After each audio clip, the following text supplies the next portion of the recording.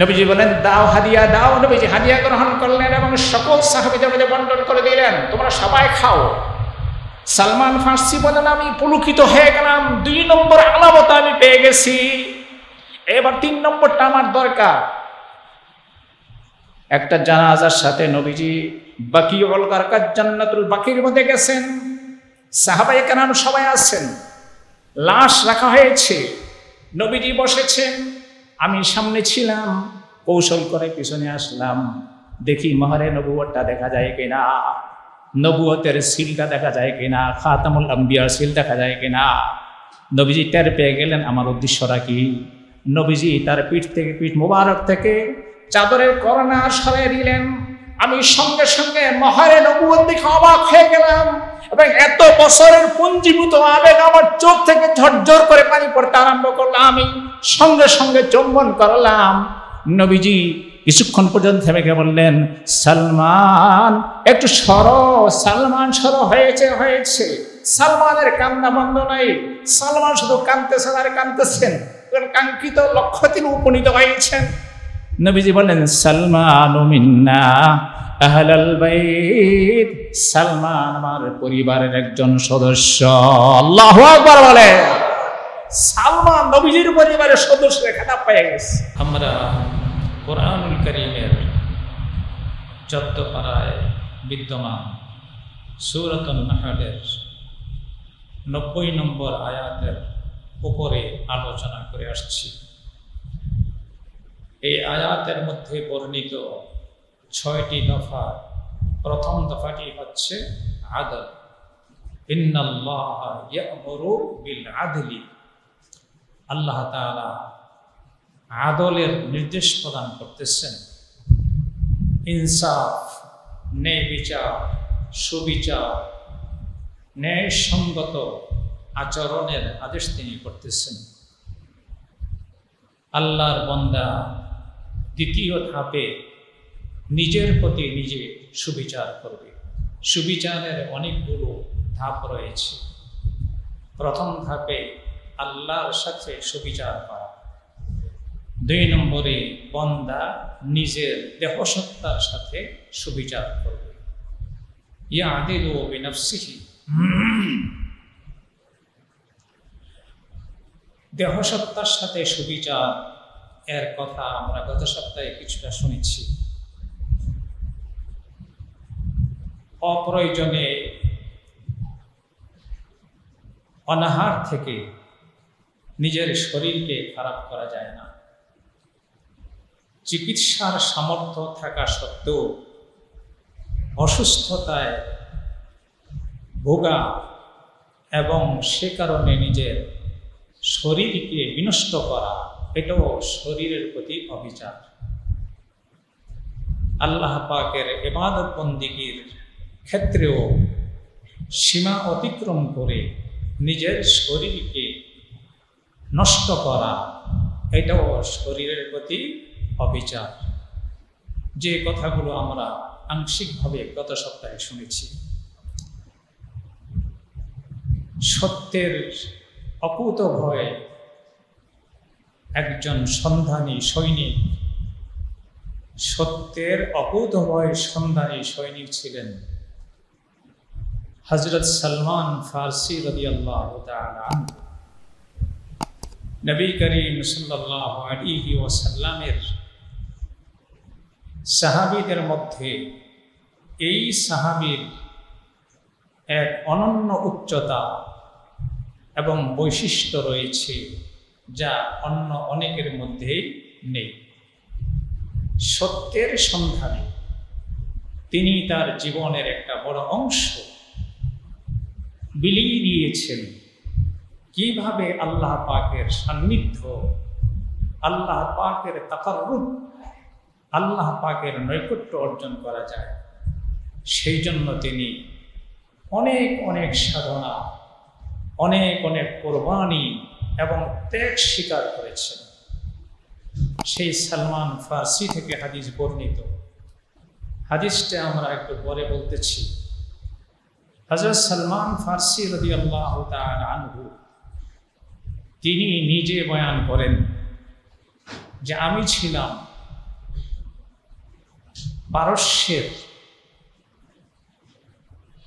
পারস্যের জাই নামক অঞ্চলের একজন বাসিন্দা।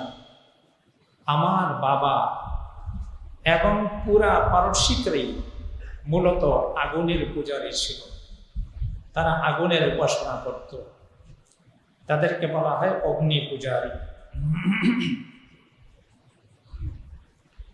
সালমান ফার্সি রাদিয়াল্লাহু তাআলা বলেন, আমি ছিলাম আমার পিতার কলিজার টুকরা, প্রাণাধিক প্রিয় সন্তান। তিনি আমাকে মেয়েদের মতো ঘরে আবদ্ধ করে রাখেন, মুহূর্তের জন্য যেন আমি বাইরে যেতে না পারি, সেটা ছিল তার লক্ষ্য। বাবা ছিলেন এলাকার একজন বড় জমিদার, বড় একজন মোড়ল ছিলেন, অনেক জায়গা জমি তার ছিল, জায়গা জমির তদারকি তিনি করতেন, কিন্তু আমার সেখানে যাওয়া নিষেধ ছিল। আমার কাজ ছিল অগ্নি উপাসনায় যেন আমি দক্ষতা অর্জন করে তার কর্ণধার হতে পারি।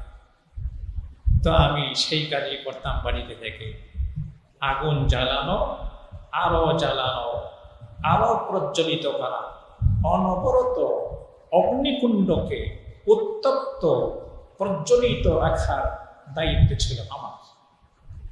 অগ্নি উপাসনার ক্ষেত্রে আমি এতটাই দক্ষতা অর্জন করলাম যে শেষ পর্যন্ত আমি অগ্নি উপাসকদের একজন কর্ণধারে পরিণত হলাম।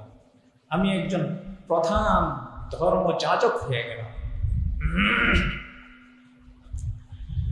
তিনি বলেন যে একদিন আমার বাবা একটা গৃহ নির্মাণের কাজে ব্যস্ত থাকায় জায়গা জমির কাজের কোনো খোঁজ নেওয়ার সময় পাচ্ছিলেন না। তিনি আমাকে ডেকে বললেন যে, বৎস, তুমি অল্প সময়ের জন্যে অমুক অমুক জমির অবস্থা দেখে আসো, সেখানে শ্রমিকরা কিভাবে কাজ আঞ্জাম দিচ্ছে, সঠিকভাবে দিচ্ছে কিনা দেখো। তুমি কিন্তু কোথাও বিলম্ব করবে না এবং কোথাও দাঁড়িয়ে থাকবে না, দেরি করবা না। যদি তুমি কোথাও বিলম্ব করো তাহলে তোমার দুশ্চিন্তায় আমি দুশ্চিন্তাগ্রস্ত হয়ে যাব, আমি কিন্তু আধা পাগল হয়ে যাব। খবরদার, সময় কিন্তু নষ্ট করবা না, যাবা আর আসবা। সালমান বলেন, আমি যাওয়ার পথে এক জায়গায় একটা ধ্বনি শুনতে পেলাম। আমি তো কখনো বাইরে যাই না, আমার দেশে যে আরো বিভিন্ন ধর্মাবলম্বীরা আছে সেই খবর আমি রাখবো কিভাবে?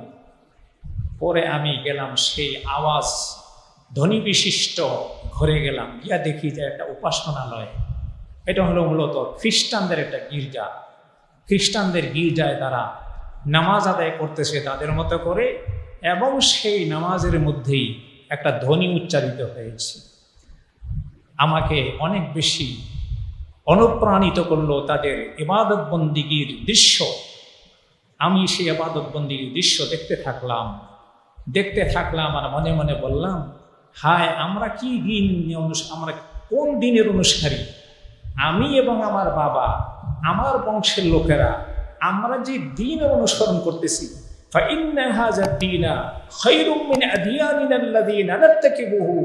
আমরা যে দিনের অনুসরণ করতেছি সেই দিন অপেক্ষা তাদের এই দিন এবং তাদের ধর্ম তো অনেক সুন্দর, অনেক চমৎকার। আমরা কোথায় আছি? আল্লাহ তাআলা কলবের ভিতরে কেমন অনুপ্রেরণা দান করছেন। শৌকে দরহর দিল কে পাশ রাহবরে দরকার নিস্ত, শৌকে দরহর দিল কে পাশ রাহবরে দরকার নিস্ত, চৌকে রাহবর আজবরাজে আশিকে মাহবুব নিস্ত। আমার আর জমি দেখার কথা মনে নেই। আমি সেই উপাসনালয়ে সময় পার করতে থাকলাম। হতে হতে সন্ধ্যা ঘনিয়ে আসলো, সূর্য অস্তমিত হয়ে গেল। আমার মনে পড়লো যে আমার দায়িত্ব ছিল জমি দেখা হয় নাই। আমি চট করে বাড়িতে চলে গেলাম, গিয়া দেখি আমার বাবা এবং আরো অনেক লোকজন নিয়ে বিভিন্ন জায়গায় ছুটাছুটি করতেছে আর আমাকে খুঁজতেছে আমি কোথায়। আমার অনুসন্ধানে তারা লোক বেরিয়ে গেছে বিভিন্ন জায়গায়, সালমান কোথায়? বাবা ফিরে আসলেন, এসে বলে, বাবা তুমি কোথায় ছিলে স্বাভাবিক? বলে, আব্বা যান, আমি এমন এক সুন্দর গির্জা পেয়েছি, এমন এক সুন্দর উপাসনালয় পেয়েছি, যে উপাসনালয়ের উপাসনাকারীদের উপাসনার দৃশ্য, তাদের দিন এবং মাযহাব আমাদের দিন মাযহাব থেকে অনেক অনেক উত্তম, সেটা আমাকে অনুপ্রাণিত করেছে। আমি সেখানে আটকেছিলাম। বাবা তো বুঝছেন যে ছেলে তো ওইদিকে ঝুঁকে পড়ছে। বাবা বলেন, না, এটা ঠিক নয়।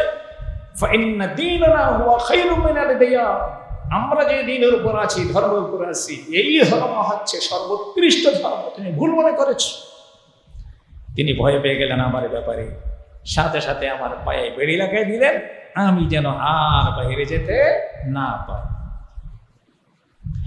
আসার সময় আমি ওই গির্জাওয়ালাদেরকে জিজ্ঞাসা করলাম, ভাই, এটা তো হলো পারস্যিক দেশ, ইরানকে পারস্য বলা হতো, এখানে তো সবই আগুনের পূজারী।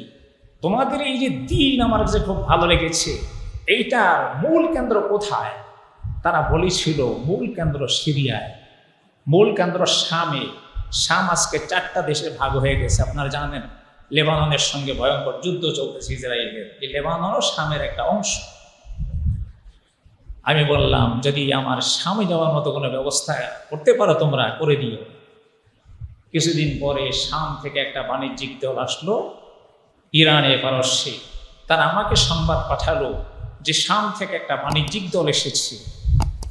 আমি বললাম যে তারা বাণিজ্য শেষ করে যেদিন এখান থেকে প্রস্থান করবে সেদিন আমাকে তোমরা সংবাদ দিও।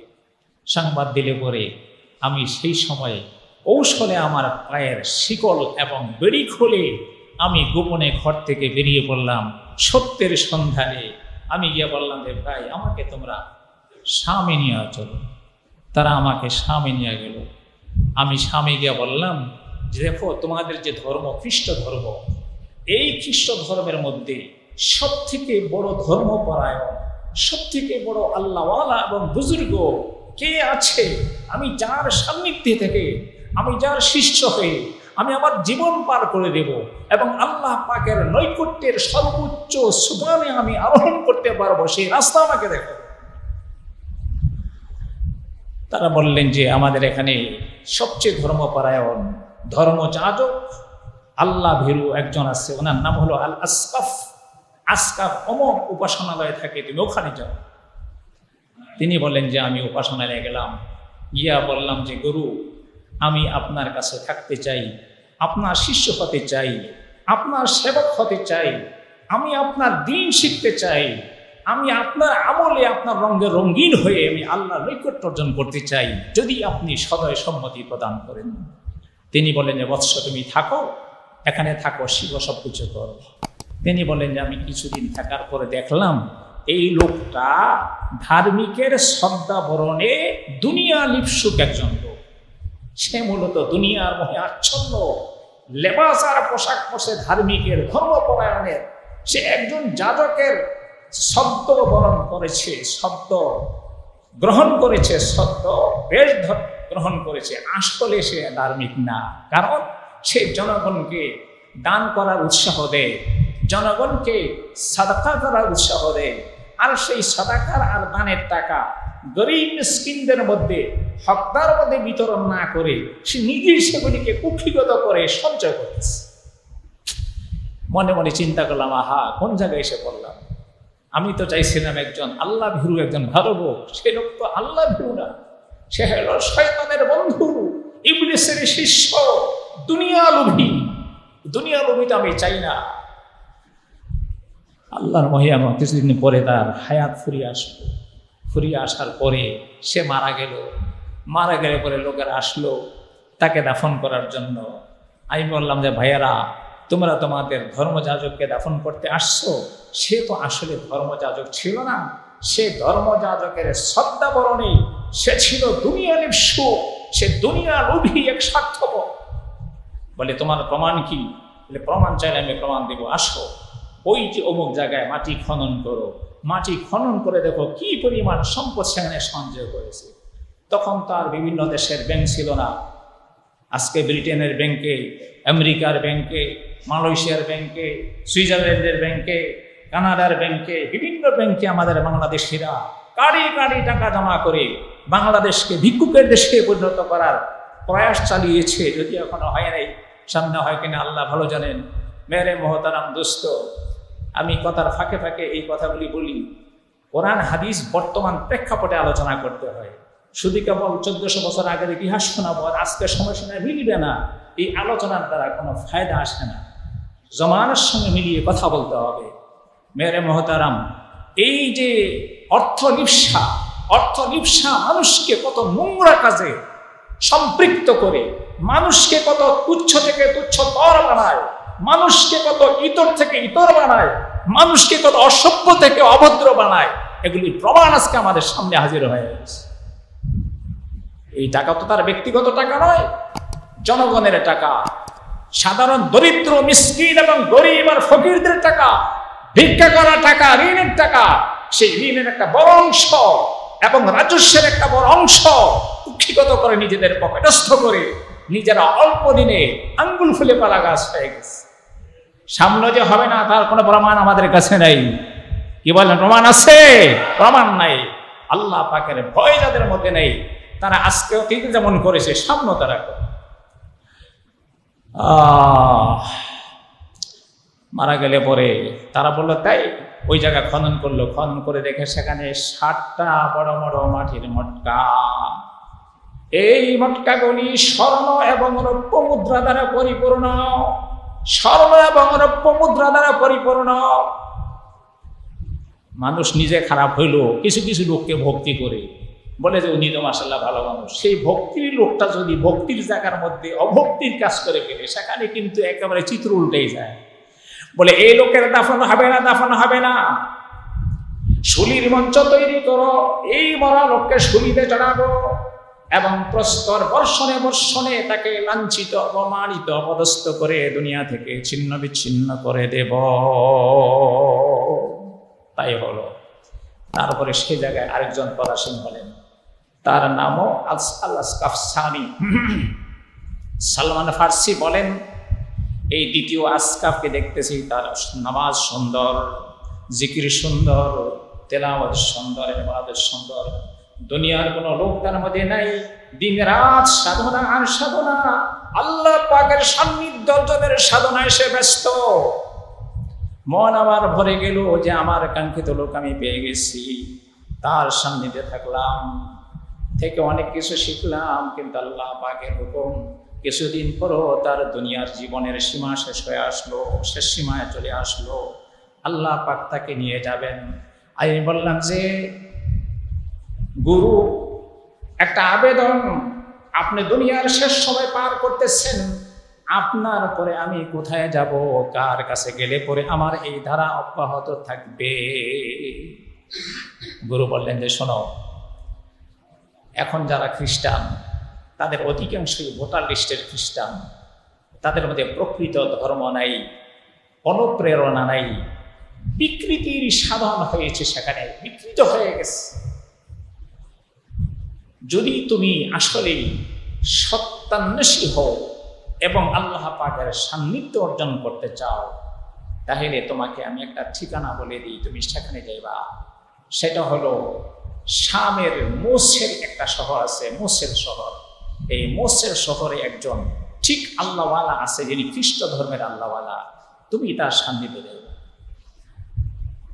তিনি বলেন যে আমি রওনা করলাম, আসলাম মোসের শহরে, আইসা তাকে খুঁজে বের করলাম, বললাম যে জানাব অমক গুরুজন দুনিয়া থেকে তিরোহিত হয়েছেন, তিনি ওসিয়ত করে গেছেন যেন আমি তার তিরোধানের পরে আপনার সান্নিধ্যে আসি, যদি মেহেরবানি করে আমাকে আপনি আপনার সান্নিধ্যে থাকার সুযোগ দেন। তিনি বললেন যে থাকো।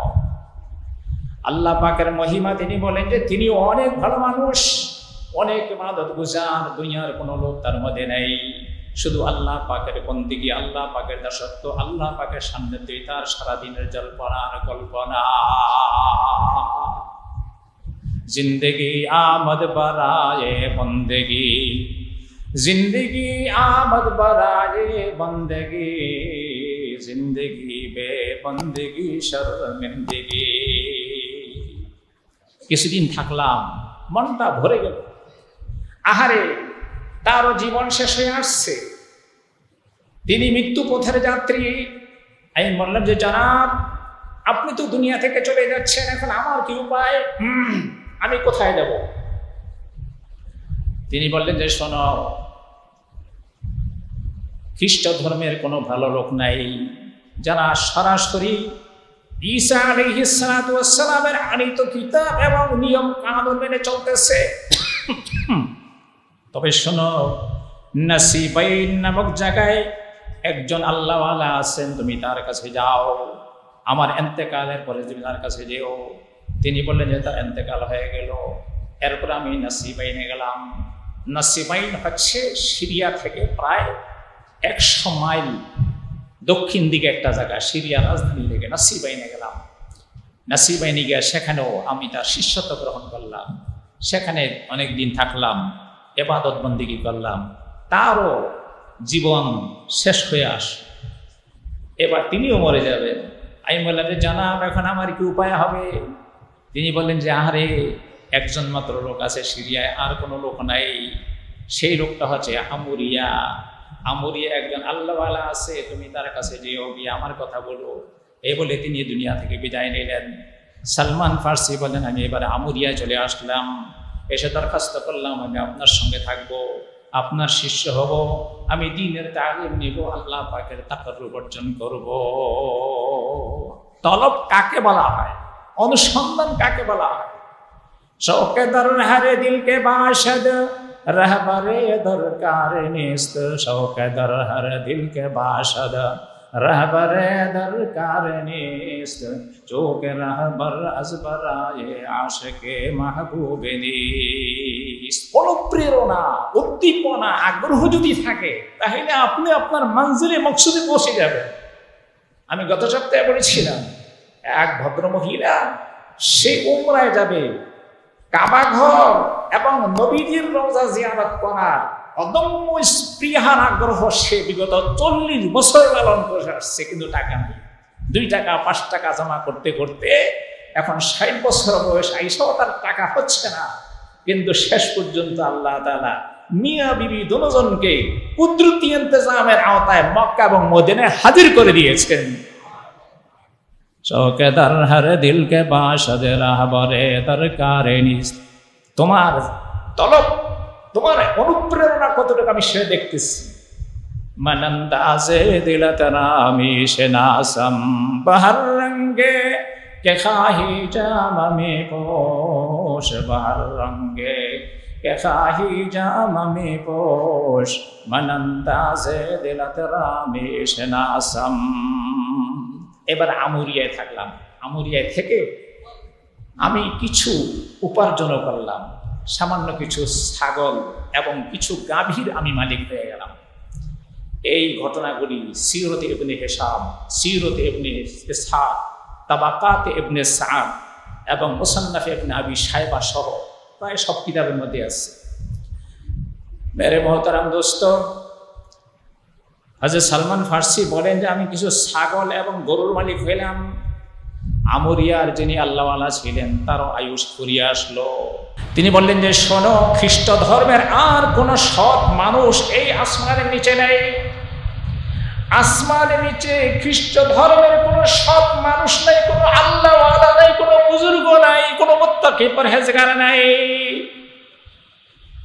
তবে আমার ধারণা আখিরি জামানার পয়গম্বরের ছায়াপাত হয়ে গেছে। আখিরি জামানার পয়গম্বরের ছায়াপাত হয়ে গেছে তোমার উপরে। তোমার হায়াত আরো লম্বা হবে। যদি সম্ভব হয় তাহলে তার সান্নিধ্য নিও এবং তার সান্নিধ্যে গিয়ে আল্লাহ পাকের তাকাররুব অর্জন করার জন্য চেষ্টা করেও। বলে তাহলে তার কিছু আলামত বলে তিনি আত্মপ্রকাশ করবেন, জন্ম লাভ করবেন মক্কার হারামের সীমানার মধ্যে, এবং তিনি এক সময় হিজরত করে আসবেন 2 হাররার মাঝখানে খেজুর বাগানে সৌন্দর্যমণ্ডিত একটা এলাকায়, যেটার নাম ইয়াসরিব। ইয়াসরিবে আসবেন। বলে তার আলামত কি হবে? বলে আলামত হলো 3টা। 1 নম্বরে লা ইয়াকুলুস সাদাকা, নজর, মান্নত এবং সদকা, ফিতরা, যাকাতের টাকা তিনি খাবেন না। 2 নম্বর আলামত হলো ইয়াকুলুল হাদিয়া, তাকে উপহার দেওয়া হলে তিনি উপহার গ্রহণ করবেন। আর 3 নম্বর আলামত হলো তার 2 কাঁধের মাঝখানে মাহরে নবুয়ত থাকবে, খাতামুল আম্বিয়া সর্বশেষ পয়গম্বর হিসেবে একটা সিলমোহর থাকবে, যেটা ডিমের মতো হবে এবং দেখতে সোনালী কালার এবং উজ্জ্বল। আল্লাহু আকবার বলেন, আল্লাহু আকবার, আল্লাহু আকবার। সাইয়্যিদুস সাদাত ফখরুল আম্বিয়া, সাইয়্যিদুস সাদাত ফখরুল আম্বিয়া। হযরত সালমান বলেন, তিনি ইন্তেকাল করে গেলেন, আমি অপেক্ষায় রইলাম কিভাবে আমি সেখানে যেতে পারি। এর মধ্যে আরব থেকে একটা বণিক দল আসলো সিরিয়ায়, তাদের সঙ্গে আমার যোগাযোগ হলো। আমি জিজ্ঞাসা করলাম তোমরা কারা? বললো যে আমরা বণিক আলব গোত্রের ব্যবসা করতে আসছি শামে। আমি বললাম যে ভাই তোমরা আমাকে আমার এই যত ছাগল আর গাভী আছে সবগুলি আমি তোমাদেরকে দিয়ে দিব, তবু মেহেরবানি করে তোমরা আমাকে আরবে পৌঁছাই দেবা। দেখেন সব দিয়ে দিবে, আমি আরবের ভূমিতে যেতে চাই, কারণ সেখানে আমার সাইয়্যিদুল মুরসালিন আখিরি পয়গম্বর সেখানে আসবে। তারা বলে ঠিক আছে, তাদের সঙ্গে রওনা করলাম। কিন্তু এরা জালিমের দল, অত্যাচারীর দল। আমার সমস্ত ছাগল নিয়ে গেল, সমস্ত গরু নিয়ে গেল, এবং ওয়াদিউল কোরা নামক একটা জায়গা আছে খায়বারের সাথে। খায়বার হলো মদিনা থেকে উত্তর দিকে 96 মাইল দূরে একটা সুন্দর এলাকা, যেখানে খেজুর বাগান বেষ্টিত। খায়বারের পাশে হচ্ছে ওয়াদিউল কোরা। ওয়াদিউল কোরার এক ইহুদির কাছে আমাকে গোলাম সাজিয়ে বিক্রি করে দিল। এতগুলি লোক যদি আমারে বলে গোলাম, আমি 1000বার বলে কিলে হবে।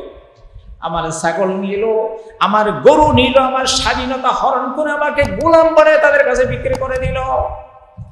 আমি এখন একজন মালিকের গোলাম হিসাবে জীবনযাপন করতেছি, আর দিন রাত আফসোস করি, আল্লাহ তোমার সান্নিধ্যের জন্য, সত্য দিন পালনের জন্য, সত্য দিন লাভ করার জন্য আমি আমার দেশ ছাড়লাম, ঘর ছাড়লাম, আত্মীয় স্বজন ছাড়লাম, আর আমার সালাম সবকিছু ছাড়লাম, কিন্তু এখন আমি আমার মঞ্জিলে মকসুদে পৌঁছতে পারি নাই। কখন পৌঁছবো সেটা জানি না। আল্লাহ তুমি দোয়ানি কামার ব্যবস্থা করো। সেখানে আমি একজন দাস।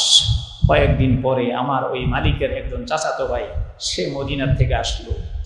মদিনার থেকে আসলে পরে আমার মালিক তার চাচাতো ভাইয়ের কাছে বিক্রি করে দিলেন আমারে, যে নে তুই এটা নিয়ে যা, দাসটা অনেক ভালো, অনেক ভালো কাজ করে। আমি এবার আরেক মালিকের গোলাম হয়ে গেলাম। এই মালিকে আমাকে নিয়ে আসলো মদিনায়। বনি কুরাইজা ইহুদি গোত্রের মালিক। মদিনায় আসার পরে মদিনার বাগ বাগিচা দেখে, মদিনার আবহাওয়া দেখে, আমরিয়ার সেই বুজুর্গের বক্তব্যের সঙ্গে পরিবেশের মিল হওয়ার কারণে মনটা আনন্দে ভরে গেল। খুব সম্ভব আমি আখিরি জামানার পয়গম্বরের সাক্ষাৎ পেয়ে যাব। মনে মনে একটা আশা। কিছুদিন পরে আমি খেজুর বাগানে কাজ করতেছি, খেজুর গাছের মাথায় কাজ করতেছি। হঠাৎ করে একজন আয়সা আমার মালিকের কাছে বলতেছে, মালিকের আরেক ভাই এসে বলতেছে, ফাতালাল্লাহু বনি কায়লা, বনি কায়লার লোকদেরকে আল্লাহ ধ্বংস করেন। ইন্নাহুম ইজতামাউ আলা রাজুলিন মিন মক্কাতা, তারা একজন মক্কা থেকে আগত ব্যক্তির চতুর্পাশে বেষ্টিত হয়েছে। ওহুয়া জামু আন্নাহু নবিয়্যুন, লোকটা দাবি করতেছে সে নাকি আল্লাহর নবী। সংবাদ দিল। তিনি বলেন যে আমি এই কানা কিছুটা শুনলাম যে মক্কা থেকে আল্লাহর নবী দাবিদার একজন ব্যক্তি আসছে। মদিনার অনেক লোক তাকে কুবা নামক জায়গার মধ্যে বেষ্টন করে আছে। এই সংবাদটা দিয়ে গেল যে সে তাকে অভিশাপমূলক সংবাদ বলল, অভিশপ্ত তারা। আমার মন সায় দিল তিনি হবেন আখেরি পয়গম্বর। পুরা শরীর কাঁপতে আরম্ভ করলো। শরীরে আমার কোনো বল নাই, মনে হচ্ছে যে ইন্নী আসকুতু আলা সাহিবি, আমি এক্ষুনি গাছের উপর থেকে নিচে ঝাঁপ পড়ে যাব আমি আমার মালিকের মাথার উপরে। এরকম হয়ে গেলাম আমি। আস্তে আস্তে নেমে আসলাম। আয়সা বললাম যে জনাব, আপনার কাছে আপনার বন্ধু কি কথাটা বলে গেল, একটু বলবেন কি? তিনি গেলেন রেগে। কি তুই হচ্ছিস গোলাম, তোর কোনো অধিকার আছে জিজ্ঞাসা করা? রাগে এত জোরে চড় দিল আমাকে, শক্ত করে এক চড় কষে দিয়ে বলে, যা তোকে যেই কাজে লাগাইছি সেই কাজ কর। আমি সবার করলাম, কাজ করতেছি। সন্ধ্যাবেলায় সামান্য কিছু অর্জন করে আমি ছুটে গেলাম কোবায়। আপনারা যারা মদিনায় গেছেন, মসজিদে কোবায়, সেখানে ছুটে গেলাম। গিয়া চেহারা দেখলাম। চেহারা দেখা আমি বললাম যে আপনারা তো মুসাফির এবং আপনার আশপাশে যারা আছে তারাও সব মুসাফির, গরিব গোরাবা, তো আমি কিছু সাদাকা নিয়ে আসছি। এই সাদাকাগুলি আপনারা এগুলি গ্রহণের বেশি হকদার বলে আমি মনে করতেছি, এগুলি আপনারা গ্রহণ করেন। নবীজি বলেন, ইন্নী লা আকুলু সাদাকা, আমি সাদাকা খাই না। এই তোমরা যারা যারা করি তোমরা চাইলে খাইতে পারো। তিনি বলেন যে আমার মন আনন্দে আত্মহারা হয়ে গেল। 1 নম্বর আলামত পরিষ্কার হয়ে গেছে, পেয়ে গেছি। কয়েকদিন পরে নবীজি কুবা থেকে মদিনে আসছেন। আমি এবার আরো কিছু টাকা পয়সা জমা করে এবারে গেলাম। গিয়া বললাম যে ইয়া রাসূলুল্লাহ, সেদিন তো সাদাকা আনছিলাম, আপনি সাদাকা খান না, বলছেন যে হাদিয়া খান। আজকে আপনার জন্য আমি কিছু হাদিয়া নিয়ে আসছি। নবীজি বলেন, দাও হাদিয়া দাও। নবীজি হাদিয়া গ্রহণ করলেন এবং সকল সাহাবীদের মধ্যে বন্টন করে দিলেন, তোমরা সবাই খাও। সালমান ফার্সি বলেন, আমি পুলকিত হয়ে গেলাম। 2 নম্বর আলামত আমি পেয়ে গেছি। এবার 3 নম্বরটা আমার দরকার। একটা জানাজার সাথে নবীজি বাকিউল গারকাত জান্নাতুল বাকির মধ্যে গেছেন। সাহাবায়ে কেরাম সবাই আছেন, লাশ রাখা হয়েছে, নবীজি বসেছেন, আমি সামনে ছিলাম। কৌশল করে পিছনে আসলাম, দেখি মোহরে নবুয়তটা দেখা যায় কিনা, নবুয়তের সিলটা দেখা যায় কিনা, খাতামুল আম্বিয়ার সিল দেখা যায় কিনা। নবীজি টের পেয়ে গেলেন আমার উদ্দেশ্যটা কি। নবীজি তার পিঠ মুবারক থেকে চাদরের করোনা সরিয়ে দিলেন। আমি সঙ্গে সঙ্গে মোহরে নবুয়ত দেখে অবাক হয়ে গেলাম এবং এত বছরের পুঞ্জীভূত আবেগ আমার চোখ থেকে ঝরঝর করে পানি পড়তে আরম্ভ করলাম। আমি সঙ্গে সঙ্গে চুম্বন করলাম। নবীজি কিছুক্ষণ পর্যন্ত থেমে গিয়ে বললেন, সালমান একটু সরো। সালমান সরো, হয়েছে হয়েছে। সালমানের কান্না বন্ধ নাই। সালমান শুধু কাঁদতেছেন আর কাঁদতেছেন, কাঙ্ক্ষিত লক্ষ্য তিনি উপনীত হয়েছেন। নবীজি বলেন, সালমানু মিন্না আহলাল বাইত, সালমান আমার পরিবারের একজন সদস্য। আল্লাহু আকবার বলে। সালমান নবীজির পরিবারের সদস্যের খেতাব পেয়ে গেছে। সালমানকে জিজ্ঞাসা করলেন, নবীজি তুমি কোথায়, কি অবস্থায় আসছো? বলেন, হুজুর আমি এই অবস্থা আছি। নবীজি বলেন, তুমি যাও মালিকের সঙ্গে একটা রফা দফা করো, বলো যে আপনি আমাকে মুক্ত করে দেন, আমি আপনাকে এই পরিমাণ দেব, বা আপনি কি চান। সালমানকে মালিককে বললেন, আপনি আমাকে মুক্ত করে দিবেন, আপনি কি চান? মালিক 3টা শর্ত লাগাইলো। কয়টা শর্ত? 3টা শর্ত লাগাইলো। 1 নম্বর শর্ত, 300 খেজুর গাছ রোপণ করতে হবে। এই খেজুর গাছগুলি শুধু রোপণ করলে হবে না, রোপণ করার পরে এইগুলির যত্ন আপনি করতে হবে। করতে করতে করতে যখন ফলবান হবে তখন তুমি মুক্তি লাভ করতে পারবা। কত কঠিন শর্ত লাগাইছে। জীবন পার হয়ে যায় খেজুর গাছে খেজুর আসে না। 20 বছর 30 বছর পার হয়ে যায় খেজুর গাছে খেজুর আসে না। এই 2টা, একটা হলো লাগাইতে হবে আর ফলবান হইতে হবে। আর একটা শর্ত, সেটা হলো আমাকে 40 উকিয়া স্বর্ণ দিতে হবে। 40 উকিয়াতাম মিনাজ যাহাব, যার আমাদের বাংলাদেশি হিসাবে হয় 400 তোলা। কয় তোলা? 400 তোলা। 1 উকিয়ায় হয় 10 তোলা। এরকম 4 × 10 = 40, 400 তোলা স্বর্ণ দিতে হবে। আয় হায়, এত স্বর্ণ পাবে কোথায়? নবীজির কাছে বলি, ইয়া রাসূলুল্লাহ 2টা কঠিন শর্ত দিচ্ছে, 3টা কঠিন শর্ত দিচ্ছে, এগুলি শর্ত পূরণ হবে না আর সালমানও আজাদ হবে না। নবীজি বলেন, রাখো। সাহাবায়ে কেরামকে বলেন, কে কে আসো? সালমান আমার পরিবারের সদস্য, সালমানের জন্য কিছু কিছু খেজুরের চারা তোমরা কে দিবা বলো। সাহাবায়ে কেরাম হাত তুললেন, আমি 30টা। আরেকজন বলেন 20টা, একজনে বলেন 15টা। এইভাবে হইতে হইতে 300 চারার ব্যবস্থা হয়ে গেল। আল্লাহু আকবার বলেন। 300 চারার ব্যবস্থা হয়ে গেল।